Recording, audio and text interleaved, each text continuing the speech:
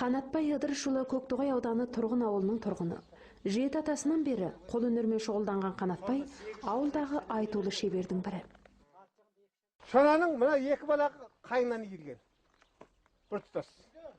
Мынау қарама дейтін. Мына алты қарама бар. Бұл қараталдан иілген қарамадар. Мынау табан темір. Табан темір үш жылда бір табандап тұрады. Мынау табан тез қақылады. Құрақ қар жұқа жылдар. Таудан жүреді, тастан жүреді. Мына да тұрған 12 қара бар. Бұл қайынмен жасалады бұл тұтас. Мынаның үстіндегілер, мына үстірге бұл әдетте қайыннан, қарағайдан жасалады. Енді бұны шананы ұстап тұрған басты берік нәрсе, миледе мына қуырмақ дейміз.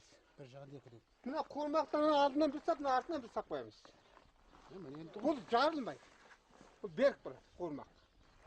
Осы қуырмақ шананы мықты ұстап тұрады.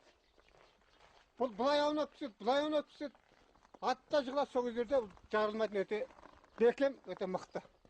Қамытта құлақбау болады, чилия дейді, қылаяма тамақбау дейді. Мына ішінде тұрғанда шұжық дейді.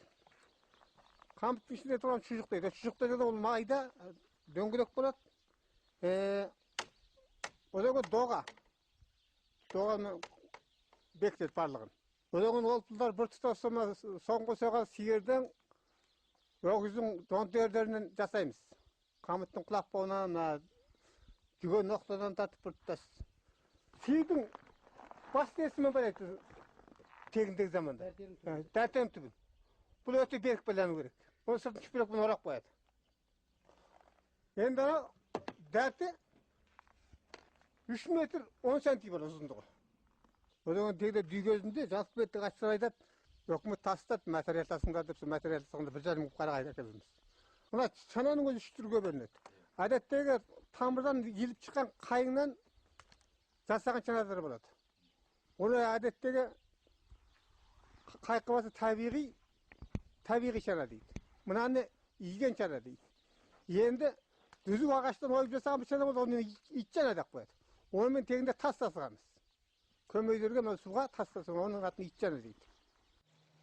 Тұрмыс пен өндіріске автокөліктен деп кірген қазіргі күнде ат шана да ұмыт қалып бара жатқан. Десе де жандана бастаған қысқы саяхат ат шананың тағы бір қырынан кәдеге жарауына мүмкіндік әперді. Сонда бұрынғы көлігіміз осы шана ғой біздің енді. Мысалы мына ертіске барып біз көмір әкелеміз десек, бұрын талай тасығамыз көмірді шанаменен өш жерге. Сонда бұның тартатыны аты жақсы болғанда бұны шегіп ап. 6-700-ге дейін көмір әк біледі өш жерге, жүк басып әк білгенде.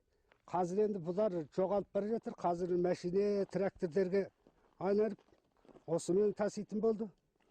Бұл шананы істетпейтін болды әуелі. Қазір жоқ бұл. Енді бұрын мына шана деген нәрсе кәшевай қабап бұны.